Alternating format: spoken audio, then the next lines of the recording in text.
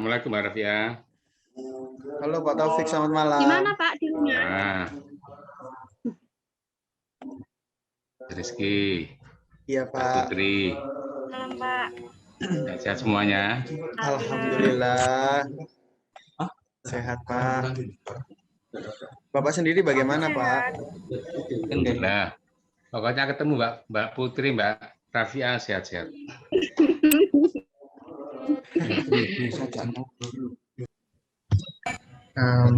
Baik Pak.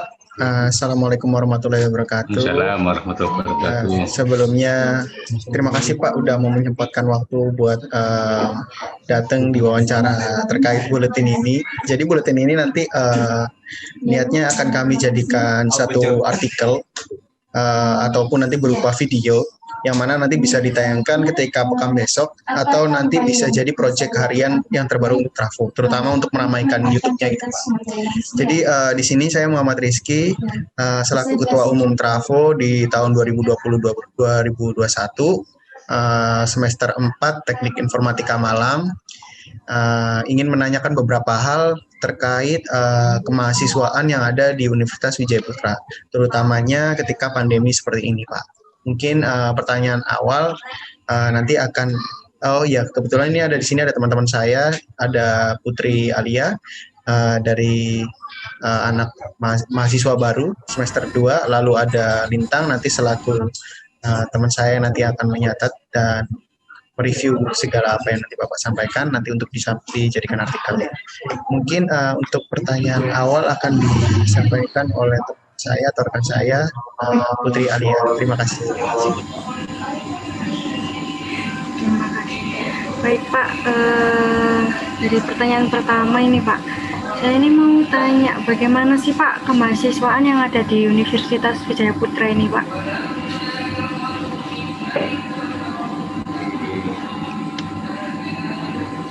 Mahasiswaan memang saat ini dalam kondisi seperti ini, maka aktivitas-aktivitas kemahasiswaan lebih diorientasikan pada kemampuan penggunaan, semua dilaksanakan dengan pemanfaatan IT ya. Pemanfaatan IT berarti secara online. Tetapi tidak melepaskan diri dari arah kebijakan secara menyeluruh orientasi dari pembinaan kemahasiswaan itu sendiri. Jadi desain secara keseluruhan itu adalah dalam rangka untuk menyiapkan, silakan Mbak Putri. Jadi kan mahasiswa itu yang memiliki tujuan di masa depan itu ya Pak, kemahasiswaan. Oke, jadi semua orientasi pembinaan diarahkan agar mahasiswa itu mampu tampil menjadi pemimpin ya. Sekarang dalam perspektif yang lebih kecil, bagaimana kita menyiapkan kepemimpinan mahasiswa itu betul-betul sesuai dengan harapan tuntutan ke depan ya, tuntutan ke depan. Jadi saat ini kan kalau kita melihat dinamika yang ada, tantangan-tantangan eksternal yang ada, baik dalam konteks dalam level nasional internasional, di sini bagaimana mahasiswa mampu untuk menyelaraskan dirinya, punya kemampuan sesuai dengan tantangan zaman. Oke, sekarang tantangan ke depan itu kan era digital ya, era milenial katanya kan gitu, termasuk kalian semuanya kan generasi milenial. Tantangan-tantangan itu yang harus direspon. Artinya apa? paling tidak mahasiswa sebagai generasi yang akan meneruskan estafet kepemimpinan para pemimpin bangsa di masa depan harus juga memiliki paling tidak pengetahuan-pengetahuan sedikit tentang IT itu sendiri. Kita tidak boleh pasrah dengan kondisi yang ada saat ini, tetapi bagaimana kita memaksimalkan apa yang ada, tantangan yang ada, sehingga kita bisa eksis ke depan. Kalau tadi misalkan Mas Rizky, dia bukan berarti kalau saya bilang begitu kemudian semua orang harus masuk dalam disiplin keilmuan di teknik informatika, bukan. Betul, Tetapi kalau kita melihat, iya, mampu menyelesaikan persoalan-persoalan problem di masyarakat dengan tetap basisnya pemanfaatan IT-nya itu yang bisa dimanfaatkan secara optimal. Jadi misalkan kayak gini, dalam kondisi seperti ini, tadi Mas Rizky menyampaikan akan punya kegiatan-kegiatan entah itu dalam bentuk wawancara atau apapun, ya itu kan mau tidak mau pengetahuan minimalis ya tentang IT ya harus punya. Artinya generasi sekarang harus memiliki itu gitu ya. Tapi tidak harus kemudian untuk kepentingan itu kemudian harus kuliah di itu, tidak. Semua kuliah di semua jenjang apapun, tetapi dia tidak bisa meninggalkan basis IT-nya. Betul, Pak. Jadi tetap harus ada dasarnya. Ya. Nah, lalu gini, Pak, di era pandemi kayak gini kan agak sulit ya, Pak. Terutama bagaimana sih tanggapan para pihak universitas ataupun kemahasiswaan mengenai kegiatan Ormawa di WP ini, terutama pandemi ini agak sulit, gitu, Pak. Ya, memang kita akui ada di satu sisi ada keterbatasan karena memang tidak bisa bertemu secara langsung gitu kan. Tetapi justru dengan IT ini mau tidak mau kita melihat dari sisi positifnya, yang seharusnya dalam konteks kebijakan secara nasional memang pemerintah ini arahnya sudah sama, arahnya bahwa pembelajaran itu akan menggunakan basis IT. Belum menjadi satu perencanaan bahwa kemudian pada tahun 2020 itu sudah bisa direalisasikan. Tapi sudah ada perencanaan bahwa melihat tantangan ke depan, maka proses pembelajaran diupayakan akan menggunakan piranti IT, yaitu dengan sistem pembelajaran daring SPADA. Itu sudah ada perencanaan ya. Tetapi kemudian pada saat yang bersamaan kemudian ada virus COVID-19 ini justru memacu yang tadinya itu ini akan direalisasikan masih dalam koridor 5 tahun yang akan datang, tapi dengan adanya kondisi ini kemudian memacu semua elemen, termasuk dalam hal ini adalah Universitas Widjaya Putra, untuk memanfaatkan momentum itu. Yang seharusnya ini sudah menjadi kebijakan sebetulnya, SPADA ini. Sistem pembelajaran daring itu memang sudah diagendakan secara nasional bahwa proses pembelajaran akan dilaksanakan secara daring, tapi belum terbayangkan bahwa kemudian akan dilaksanakan tahun 2020 karena memang kondisional seperti itu. SPADA ini sudah dirancangkan dan bahkan kita sudah mengirim 2 dosen untuk mengikuti workshopnya. Pertama saya sendiri, yang kedua adalah Pak Suryo pada saat itu ya, mengikuti program itu dalam rangka ini akan diimplementasikan, masih tidak tahun 2020 ini, masih belum jelas tahun berapa nanti akan dilaksanakan. Cuman setiap bukan setiap dosen tetapi setiap perguruan tinggi diminta untuk menyiapkan orangnya untuk memiliki pemahaman seperti itu. Kebetulan saya ikut bukan karena saya memiliki keterampilan apalagi seperti kayak Pak Suryo, tetapi saya hanya melihat dari sisi kebijakan bahwa memang bahwa perguruan tinggi ke depan pun harus didorong untuk memanfaatkan media daring IT dalam rangka untuk pelaksanaan pembelajarannya. Saya hanya menyiapkan dari aspek kebijakan, kemudian pada tahun berikutnya diselenggarakan workshop lagi, kemudian kita mengirim dari orang yang betul-betul memiliki keterampilan di bidang itu ya Pak Suryo, kita kirim untuk mengikuti workshop mengenai sistem pembelajaran daring. Artinya apa? Memang dari sisi kebijakan ini memang pemerintah dalam rangka untuk menatap masa depan di mana teknologi ini menjadi satu tumpuan, karena itu kemudian seluruh perguruan tinggi di Indonesia didorong pada saat itu untuk menyiapkan perangkat pembelajaran yang mau dikembangkan ke depan.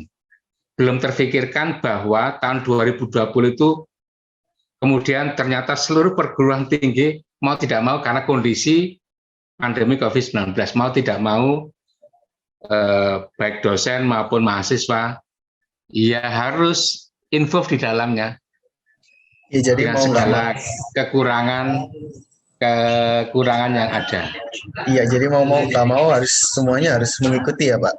Lalu dari Ormawa sendiri itu seperti apa Pak? Apalagi dalam menyikapi di pandemi ini beberapa Ormawa sedikit kesulitan, terutama yang di bagian tim yang olahraga dan lain-lain itu. Dari kemahasiswaan sendiri bagaimana tuh Pak respon hal-hal seperti ini? Ataukah harus menyesuaikan juga atau bagaimana? Atau ada sosialisasi mungkin? Jadi gitu.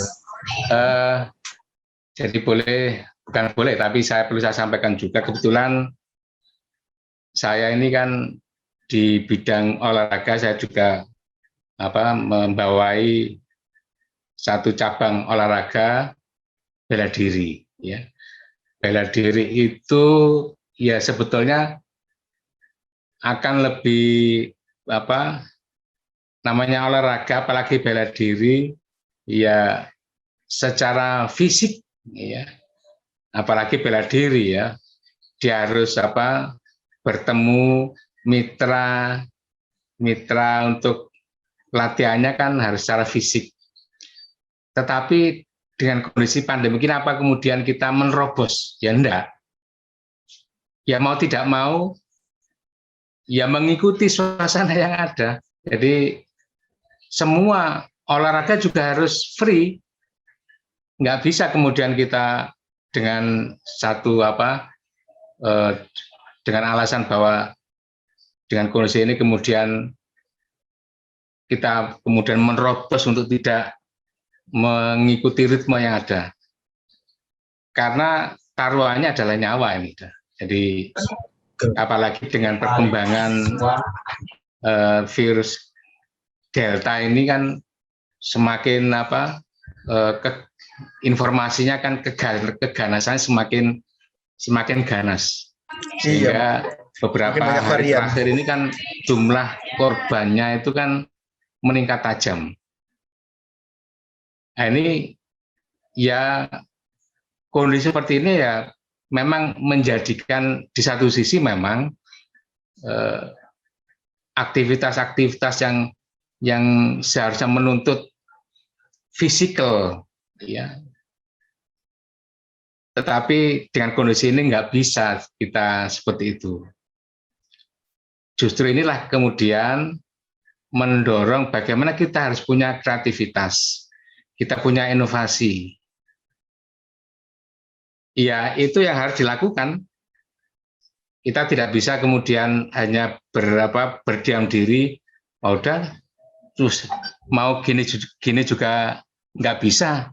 Apalagi misalkan saya ini, misalkan ini ya, saya katakanlah anggota atau pengurus kemahasiswaan di bidang bola voli. Terus ya apa kalau saya ingin latihan bola voli dengan online misalkan? Ya Mungkin jangan bisa dipaksakan secara fisik ya. mungkin bisa dari rumah sendiri-sendiri Pak, dibeliin bola gitu ya kan. Ya, ini yang kita tidak berhenti dalam satu titik. Kita harus melakukan kreativitas inovasi. Ya mungkin kalau nggak bisa latihan secara fisik di kampus dengan melibatkan banyak anggota anggota tim tadi, ya latihan sendirilah di rumah itu ya. Latihan sendiri di rumah. Sekarang dalam rangka untuk tadi dengan basis IT-nya, bagaimana kita mengkreasikan, ya mungkin kita mengadakan semacam kompetisi olimpiade bola voli secara online, ya itu berarti mungkin dia juga butuh teman-teman dari TI ya, yang bisa meng-create bagaimana mengadakan pertandingan bola voli secara online. Ya perlu kreativitas, nggak mau, kita harus memang dituntut seperti itu. Itu memang sangat terasa memang di bidang olahraga lah ya, organisasi masih di bidang olahraga yang harusnya bertemu secara fisik bisa latihan, sekarang juga nggak bisa. Tidak hanya di lingkungan organisasi kemahasiswaan, di organisasi olahraga pun, di KONI itu sekarang ya masih yang payung organisasi olahraga ini KONI. KONI juga melarang seluruh cabang olahraga, organisasi olahraga untuk berkerumun itu loh, nggak boleh. Kalau ada ketahuan ya nanti akan di blacklist lah ya. Ini berlaku tidak hanya bagi organisasi kemahasiswaan. Seluruh organisasi punya kena dampaknya lah ya, apalagi organisasi olahraga memang dirasakan betul. Dan saya dari kabupaten kota juga minta, Pak, ini kapan kita bisa berlatih sungguhan ya, bertanding sungguhan, kok bertanding kok secara online. Iya ya, betul. Apa boleh buat, ini memang kondisi seperti ini ya, kondisi seperti ini. Dan itu tidak hanya terjadi di organisasi kemahasiswaan di Wijaya Putra, di seluruh perguruan tinggi, bahkan di seluruh Indonesia, di seluruh elemen lah ya, merasakan seperti ini. Nah, cuman di sini perlu kita harus punya kreativitas, inovasi, bagaimana dengan kondisi ini kita masih bisa melakukan aktivitas dalam rangka untuk menyiapkan generasi menjadi generasi yang diharapkan untuk bisa mengelola negara ini. Karena memang desain dari organisasi kemahasiswaan itu kan dalam rangka untuk menyiapkan pemimpin bangsa di masa depan.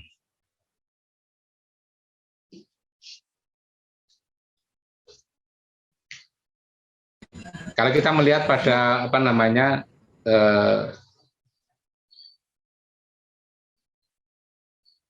kecerdasan, kan ada kecerdasan intelektual, kecerdasan emosional, kecerdasan mental. Yang memang kita tinggalkan adalah kecerdasan eklektik, yaitu kecerdasan yang kecerdasan yang ditopang oleh fisik ya.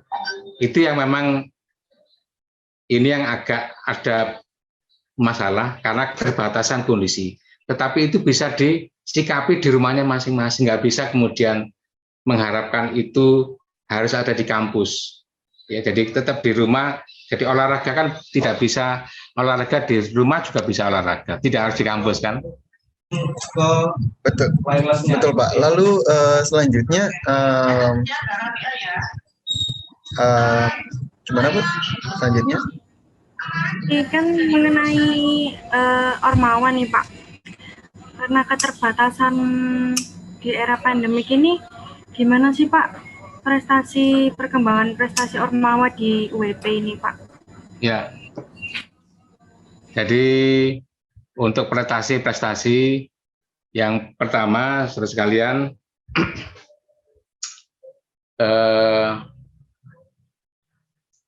kita melihat dari kompetisi-kompetisi yang difasilitasi oleh Kemdikbudristek gitu ya. Yaitu apa? Dalam bentuk program kegiatan mahasiswa PKM. Jadi beberapa kegiatan sudah melibatkan partisipasi dari teman-teman. Ya alhamdulillah, misalkan kemarin ada yang lolos program Wiradesa dan pembinaan. Ya, itu kan Travo ya kan? Travo ya, desa. Pemberdayaan masyarakat ya desa. Kemudian apalagi itu ya? Kemudian pertama sahur turut ya. Jadi misalkan tahun kemarin tahun 2020 itu ada program pertukaran mahasiswa. Itu kita ini cukup lumayan loh ya. Mahasiswa kita yang ikut program pertukaran mahasiswa itu ada 26 mahasiswa. Tidak semua perguruan tinggi di Jawa Timur itu mengikut sertakan mahasiswanya, ya. Jadi kita Wijaya Putra bisa mengikut sertakan mahasiswa dalam program pertukaran mahasiswa itu ada 26 mahasiswa itu dari 11 program studi yang ada semuanya. Paling tidak minimal satu, ya. Paling tidak satu itu ikut program pertukaran mahasiswa. Jadi pertukaran mahasiswa ini kalau menjangkau di seluruh Indonesia. Kebetulan yang tahun 2020 kemarin kita mengirimkan mahasiswa ke 7 perguruan tinggi, ya, ke 7 perguruan tinggi. 7 perguruan tinggi itu ada yang di Bandar Lampung, ada yang ya di seluruh Indonesia lah ya. Saya lupa ke 7 perguruan tinggi ya. Itu 26 mahasiswa kita. Itu saya menganggap ini prestasi. Kenapa? Karena tidak semua perguruan tinggi itu mengikut sertakan mahasiswa dalam pertukaran mahasiswa. Pertukaran mahasiswa ini seluruh Indonesia ya. Yang diikuti oleh perguruan tinggi swasta dan negeri.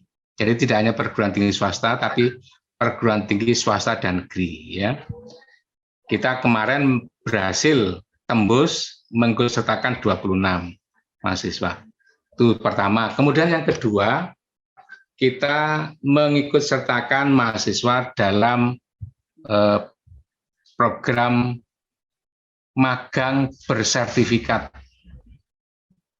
Magang bersertifikat itu kalau 2 tahun sebelumnya kita berhasil mengirimkan kurang lebih ada 16 mahasiswa pada perusahaan-perusahaan BUMN. BUMN itu di PLN, Telkom, kemudian Semen Gresik, dan beberapa di Inka, dan beberapa perusahaan besar lainnya. Sekali lagi, ini pun tidak semua perguruan tinggi. Seluruh Indonesia itu yang masuk, yang punya kesempatan untuk dalam program magang bersertifikat itu, untuk yang tahun kemarin tidak lebih dari 150 perguruan tinggi se-Indonesia ya. se-Indonesia. Jadi kita bisa tembus mengirimkan mahasiswa. Memang pada tahun 2020 kemarin agak menurun, kalau sebelumnya 16 mahasiswa, tahun kemarin kalau nggak salah ada 11 mahasiswa, turun 5 ya. Mudah-mudahan yang ini tahun ini juga akan ada proses berjalan. Nah, untuk tahun ini yang masih pertukaran mahasiswa dengan kebijakan MBKM Merdeka Belajar Kampus Merdeka, sekarang pertukaran mahasiswa itu diperluas lagi dan bahkan kalau kemarin masih secara offline. Pertukaran mahasiswa tapi secara online ya. Jadi mahasiswa, misalkan Mas Rizky, katakanlah ikut yang kemarin, Mas Rizky tetap ada di di Wiyung ya. Oh, seperti itu. Iya. Ikut di Uncen, diterima di Uncen Cendrawasih Jayapura. Ya tetap di Wiyung kuliahnya tetapi mengikuti aktivitas yang ada di Uncen, aktivitas perkuliahannya. Sekarang ini yang tahun 2000 perekrutan tahun 2021 ini itu secara hybrid, online, luring dan daring. Artinya apa? Untuk yang pertukaran mahasiswa ini yang diterima nanti, misalkan nanti Mas Rizky daftar kemudian diterima di Uncen, ya harus datang ke Jayapura Sungguhan ya. Yang untuk ini. Nah, ini kemarin saya mendapatkan laporan dari Bu Sekar sebagai koordinator pelaksanaan pertukaran mahasiswa ini yang sudah mendaftar, tapi masih ada waktu ya, Mas, sudah mendaftar masih 11. Ya mungkin pertimbangannya ini kalau kemarin online kan, ini mungkin agak keberatannya kan harus ke Irian, mungkin yang diterima di Irian. Kalau nanti yang diterima di Sumatera kan berarti harus ke Sumatera. Yang diterima di Bali ya harus ke Bali. Ini mungkin pertimbangan itu barangkali sehingga yang mendaftar agak menyusut. Tetapi dengan nanti kalau memang dari proses seleksi ini bisa lolos semuanya, saya anggap ini keberhasilan, prestasi lah dari sisi itu. Kemudian di luar dari magang bersertifikat, ya kegiatan-kegiatan program kreativitas mahasiswa, termasuk tadi PHBD yang disampaikan Mas Rizky, di mana kalau nggak salah Travo juga, teman-teman Travo yang ada terlibat di sana, itu adalah prestasi-prestasi. Sekarang jadi kembali Mbak Putri, ukuran prestasi itu tidak semata-mata kemudian juara satu, misalkan juara satu kompetisi bola voli, tidak, tetapi bisa lolos dalam seleksi baik di tingkat provinsi maupun nasional yang difasilitasi oleh Kemdikbud-Ristek Dikti. Itu merupakan prestasi. Kenapa? Karena sekarang perhitungan prestasi-prestasi itu didasarkan pada perolehan tadi aktivitas-aktivitas itu ya. Untuk hal ini kalau skor kemahasiswaan kita kemarin, kita pada level 101 kurang dari angkanya agak lupa. Kita ada di level kurang lebih 150-an lah. Dari 3.000 sekian perguruan tinggi di Indonesia, kita berada pada skor antara 1 sampai 50. 150 ya. Skor kemahasiswaan itu sudah merupakan capaian yang sangat luar biasa. Karena perguruan tinggi masih banyak, karena ribuan kan, kita sudah menempatkan diri di kurang antara 1 sampai 150. Betul, berarti ini merupakan prestasi yang cukup baik untuk Wijaya Putra sendiri ya Pak.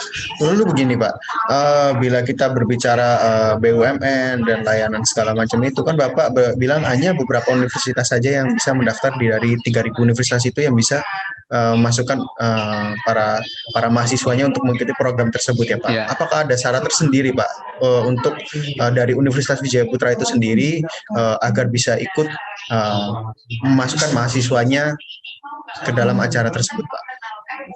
Ya, saya sudah minta kepada Biro Pengembangan Karir, Penalaran dan Kewirausahaan agar setiap adanya informasi tentang proses seleksi tentang magang bersertifikat untuk disebarluaskan sedini mungkin kepada mahasiswa. Nah, kemarin sudah ada sosialisasi, kalau nggak salah 4 hari yang lalu, yang dilakukan oleh Biro Pengembangan Karir, yaitu sosialisasi magang bersertifikat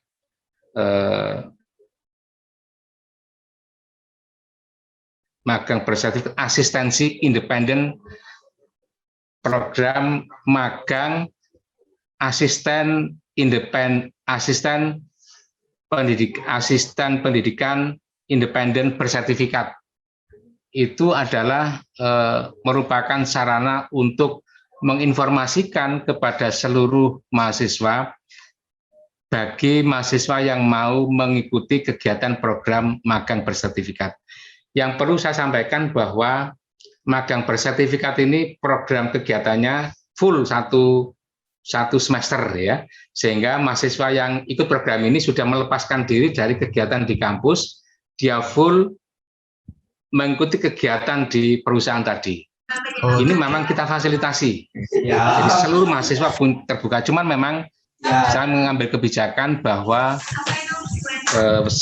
mahasiswa yang boleh mengikuti kegiatan ini itu adalah pada semester 5, 6, 7. Dari semester kayak Mas Rizky, Mbak Putri, dan Mbak Dewi ini belum. Jadi nanti kalau sudah semester 5, 6, 7 baru boleh. Mengapa? Karena kalau semester 1, 2, sampai 4 itu biar mengenal betul karakteristik keilmuan di program studinya masing-masing. Betul. Harus nanti semester 5 boleh melalang buana, ya. Keluar dari program studinya boleh. Bahkan keluar dari perguruan tingginya boleh, kita fasilitasi. Jadi setidaknya biar dia tahu dulu kampusnya seperti apa gitu ya Pak, terutama di fakultasnya itu sendiri. Lalu begini Pak, itu kan membicarakan terkait BUMN dan lain-lain untuk Merdeka Belajar juga. Di universitas sendiri kan ada banyak ormawa ya Pak. Terus apakah ada standar dari program kerja ormawa agar bisa diakui atau ada standar dari kemahasiswaan gitu loh, ormawa ini bisa bertahan atau ada teguran atau seperti itu Pak. Jadi standar kerjanya, standar program kerjanya Pak, seperti apa Pak untuk ormawa? Ya. Jadi untuk ormawa jelas bahwa semua harus punya kreativitas, terlepas dari kondisi-kondisi yang ada, harus tetap bisa melakukan aktivitas sekalipun dengan keterbatasan yang ada. Nah, sekarang untuk hidup tidaknya suatu kegiatan memang ditopang oleh sampai seberapa jauh eksistensi dia bisa memfasilitasi anggota-anggotanya. Sehingga kalau pada yang sebelum-sebelumnya, kalau suatu ormawa dia memiliki anggota semakin banyak, ya itu kan berarti dia kalau semakin banyak berarti kan hidup dia, karena dia bisa merangkul mahasiswa untuk aktif di dalamnya. Karena itu kita memberikan apresiasi, semakin besar keanggotaannya maka berdampak pada bagaimana dia dari sisi pendanaan. Itu adalah nilai keberhasilan tersendiri. Nah, sekarang kan itu tidak mudah untuk bisa bagaimana bisa menarik mahasiswa untuk terjun atau aktif dalam aktivitas yang dikelola oleh satu organisasi kemahasiswaan. Nah, di sini yang mendorong pada pengurusnya untuk bisa melakukan kreativitas inovasi sehingga mahasiswa bisa terlibat. Dan ini memang nanti menjadi satu tolak ukur apakah kemudian untuk tahun berikutnya itu keberadaannya masih tetap bisa dipertahankan. Bagaimana dipertahankan mau dia tidak bisa merekrut keanggotaan. Jadi keikutsertaan atau perekrutan anggota itu salah satu indikator untuk menilai apakah suatu mahasiswa itu hidup atau tidak. Kalau keanggotaannya menurun bahkan tidak ada, berarti ya organisasi itu tidak diminati oleh mahasiswa. Kalau tidak diminati, buat apa dipertahankan? Nah, di sini salah satu standarnya itu. Jadi sampai seberapa jauh kegiatan program yang didesain oleh organisasi kemahasiswaan itu bisa memancing mahasiswa untuk ikut di dalamnya. Memang problem ketika kondisi pandemi ini, loh Pak, bagaimana saya bisa menawarkan satu kegiatan wong nggak ada aktivitas, ya kembali. Betul. Tergantung aktivitas itu sampai kita bisa mengkreasi apa enggak. Kalau hanya mendasarkan harus bertemu secara fisik pada kondisi seperti ini nggak mungkin, ya, nggak mungkin kita bisa memaksakan. Semua perguruan tinggi sama. Kalau saudara datang ke UNER, ya kosong di sana, nggak ada apa-apa, gitu ya, kosong melompong gedungnya, gitu ya. Semua kegiatannya melalui aktivitas daring semuanya. Nah, dari daring sendiri nih, itu tantangannya itu apa Pak buat proses belajar mengajar di UEP ini Pak, buat para dosen? Efektif apa enggak ini Pak? Ya, jadi memang ini yang perlu kita evaluasi. Jadi saya juga mendengar ada dosen yang dia tidak pernah sekalipun sekarang kan ada fasilitas OLP, ya, orang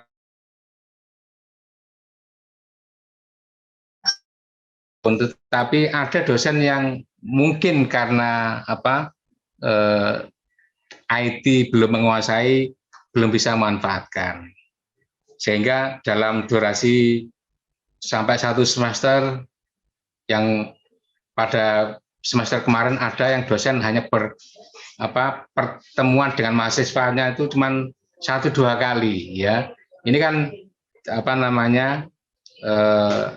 tidak sesuai dengan yang diharapkan, ya. Jadi dalam hal ini kampus sudah memfasilitasi dengan mengadakan semacam pelatihan workshop kepada seluruh dosen, ya. Jadi masing-masing dosen kita adakan workshop, kita adakan pelatihan memanfaatkan sistem akademik yang ada dalam proses belajar mengajarnya. Sekalipun demikian masih tetap ada aja yang dosen ya, karena memang IT ini kan perlu kesabaran, ya. Jadi ketika dia sudah merasa tidak ngeh dengan teknologi ini, kadang-kadang yang menyulitkan. Tapi itu tidak semua. Kita sudah dengan pelaksanaan workshop itu sudah sebagian besar lah dosen-dosen sudah bisa memanfaatkan IT dalam proses pembelajaran sebagai metode pembelajaran, baik itu Zoom maupun yang difasilitasi oleh kampus itu sendiri. Kalau tanggapan sendiri dari Pak Taufik gimana Pak menyikapi pembelajaran di era pandemi ini? Ya, bagi saya menyenangkan, ya. Tergantung kepada kita sendiri untuk mendesain, ya. Jadi kalau pembelajaran hanya yang ngomong dosennya doang, nggak ceramah, ya mungkin mahasiswa nggak menarik. Jadi tergantung kreativitas dosen, apakah bisa melibatkan partisipasi mahasiswa, misalkan dengan memberikan semacam tugas kepada mahasiswa, kemudian mahasiswa mempresentasikan, sehingga semuanya tidak berasal dari dosen. Mahasiswa, saya yakin mahasiswa ini juga bahkan dalam satu sisi dia lebih tahu duluan daripada dosennya, gitu ya. Sehingga kreativitas, mungkin lebih kreatif mahasiswanya. Katakanlah dalam beberapa mata kuliah saya sengaja memberikan tugas, katakanlah tugas untuk dipresentasikan. Saya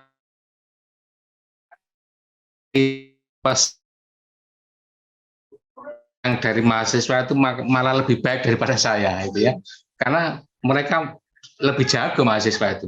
Kalau dosen kan hanya apa, ya yang dimiliki itu aja, termasuk saya ya. Saya tidak bisa memanfaatkan secara optimal, tapi justru saya dengan mahasiswa saya suruh presentasi, saya belajar dari mahasiswa, gitu ya. Saya juga memposisikan sebagai mahasiswa belajar, api ya. Misalkan materinya Mbak Putri ini baik untuk presentasi. Kalau nggak salah Mbak Putri kan juga dulu pernah saya minta untuk presentasi kan? Pak. Oh, ya. Jadi materi justru saya belajar dari mahasiswa.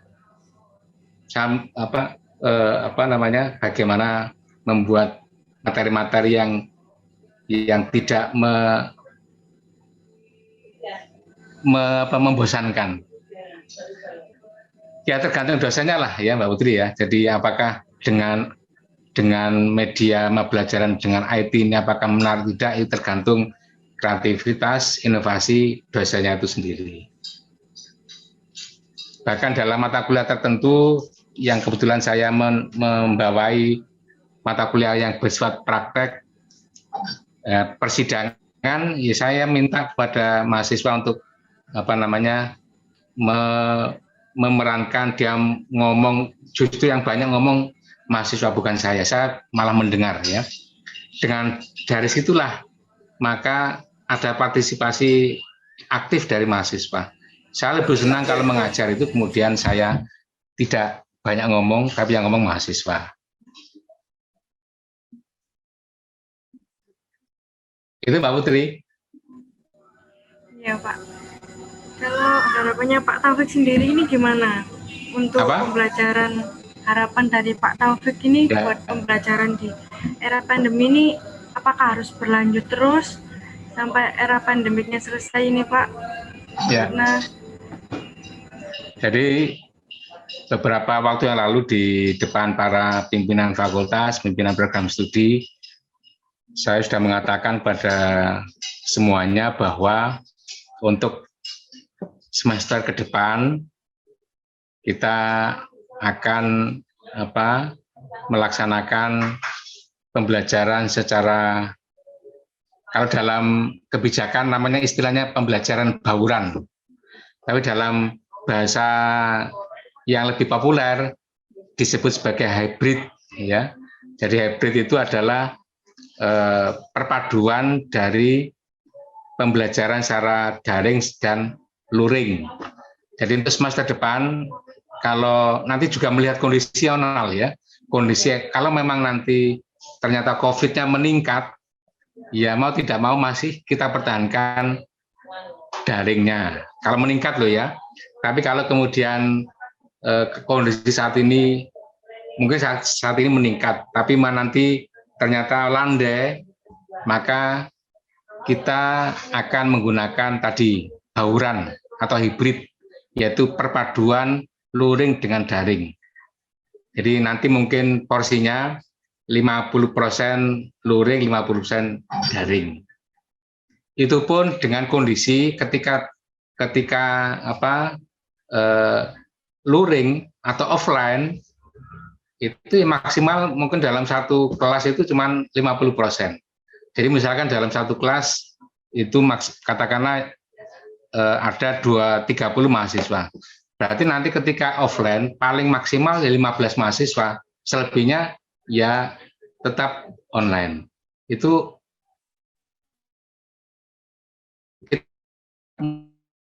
kemudian meninggalkan online-nya. Karena apa? Tidak ada virus online, itu memang sudah arah dari kebijakan nasional. Ya, itu sistem pembelajaran daring itu memang sudah tujuan ke sana. Nah, sekarang hanya saja di tengah perjalanan ada situasi seperti ini yang menuntut semua perguruan tinggi untuk melakukan pembelajaran secara daring. Yang perlu diketahui dari kebijakan yang ada, sebetulnya perguruan tinggi yang bisa melaksanakan pembelajaran secara daring itu hanyalah perguruan tinggi yang memiliki akreditasi A. Sedangkan akreditasi kita ini adalah akreditasi untuk secara institusi. Apa? Sebetulnya secara kebijakan loh ya, belum ada COVID, kita itu belum bisa melaksanakan pembelajaran secara daring. Kenapa?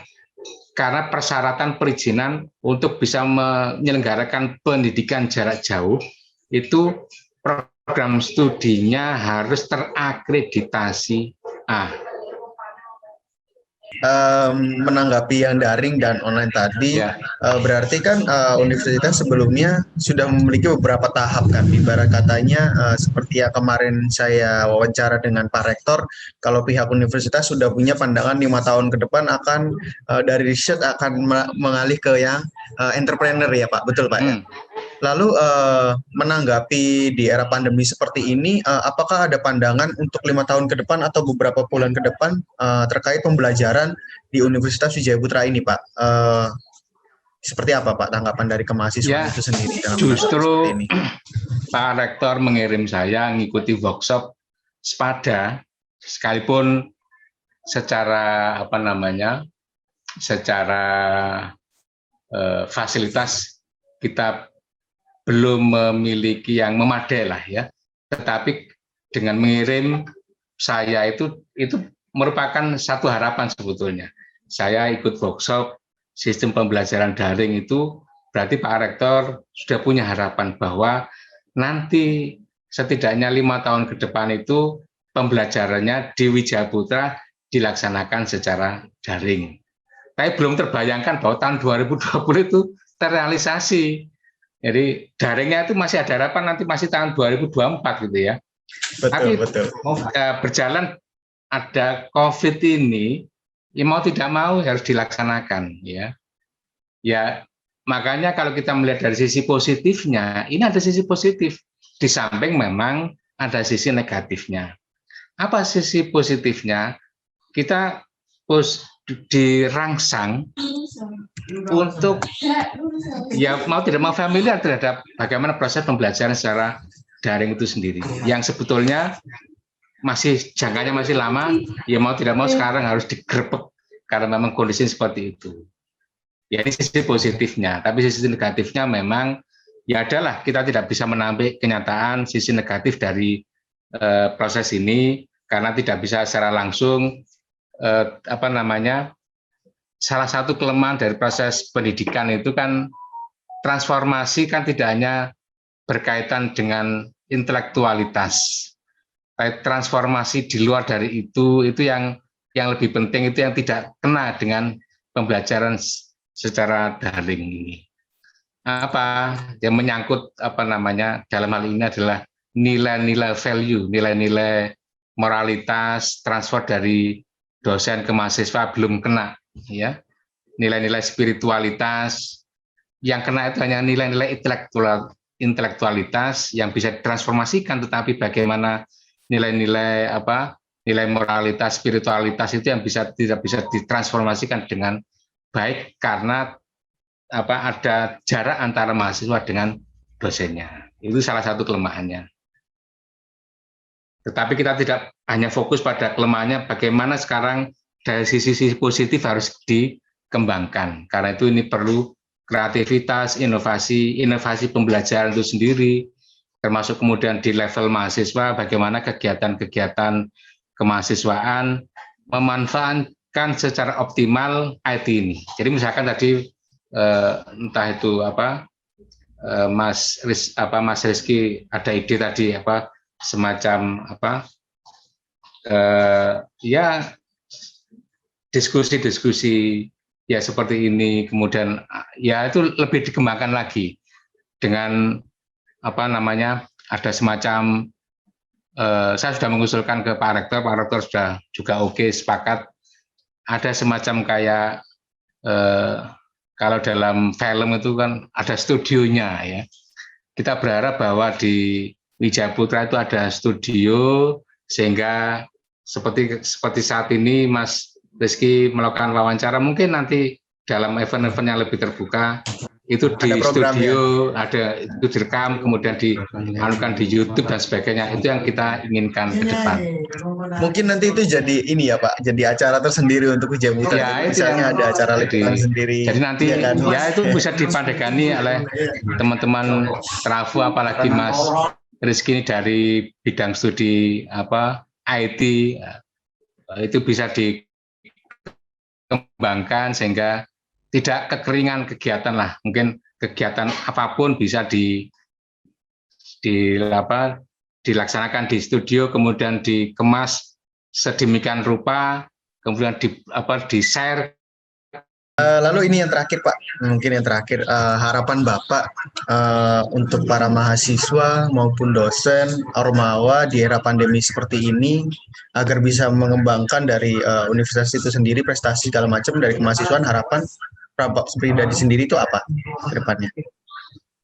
Ya, dengan segala keterbatasan yang ada, pertama baik itu dari biro kemahasiswaannya sendiri, kemudian bidang-bidang yang membawai bidang penalaran, itu lebih banyak aktif komunikasi. Syukur-syukur ada Mbak Rafia di sini, komunikasi yang menjembatani kepentingan mahasiswa dengan kampus ya. Jadi ini jembatan ini penting ya. Apa yang dimaui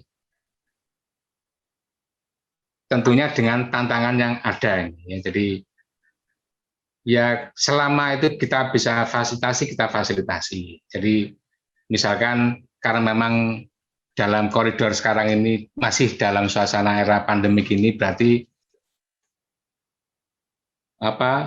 fasilitasi berupa apakah itu fasilitas Zoom ya harus kita fasilitasi, dan itu Mbak Rafia yang nganukan bisa menyerap ya Siap. harapan dari teman-teman mahasiswa. Iya Pak. Dan saya berharap kegiatan-kegiatan itu banyak ya, semualah.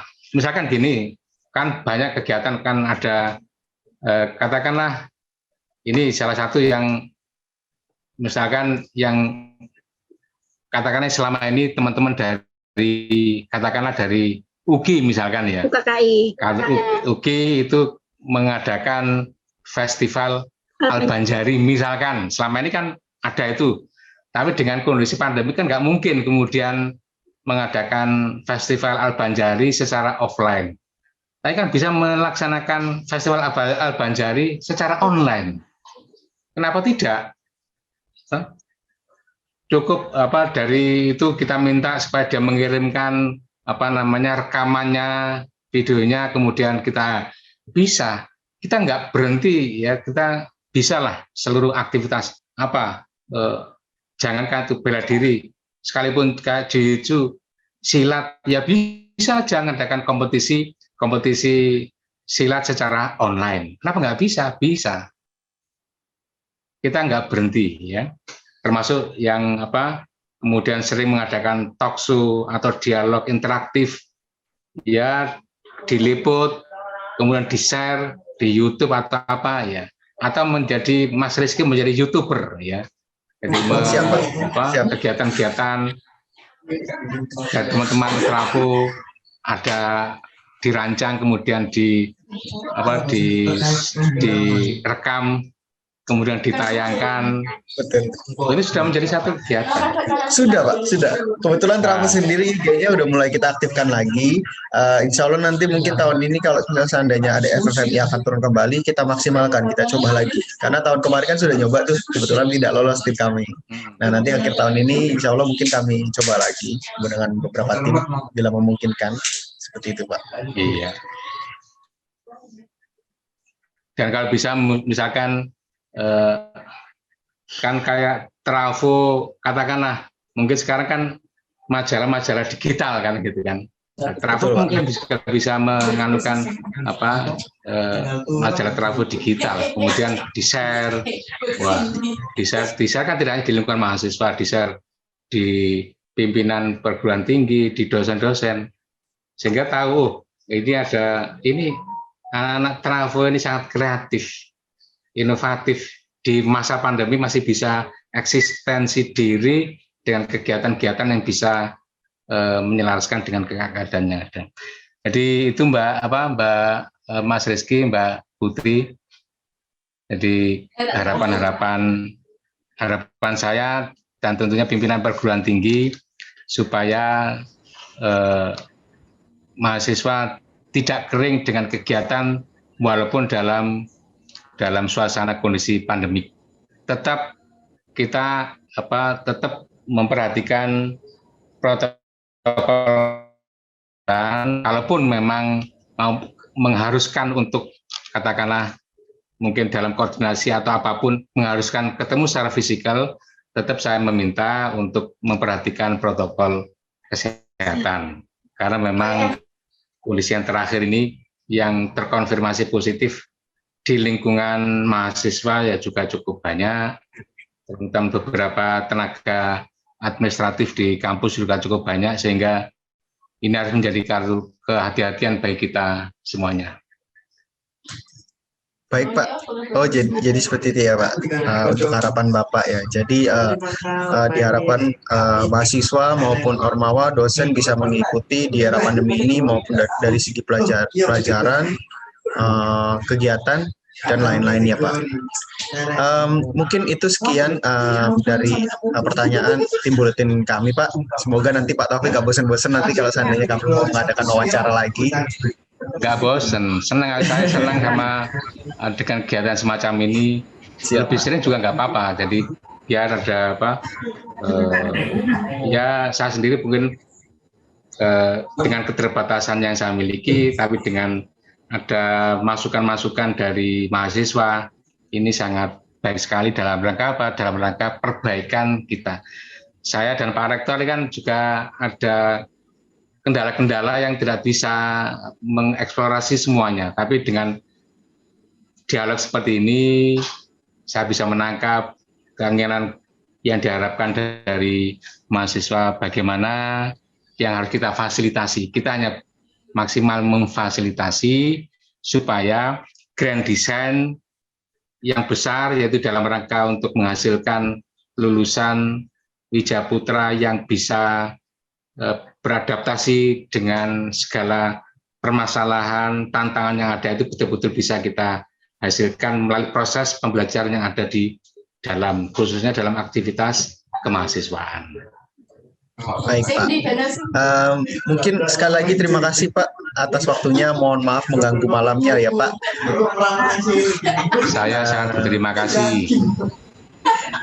Harapan kami untuk para keluarga Bapak dan di rumah dan para staf kampus, teman-teman di sini juga agar diberi kesehatan, terutama di era pandemi seperti ini.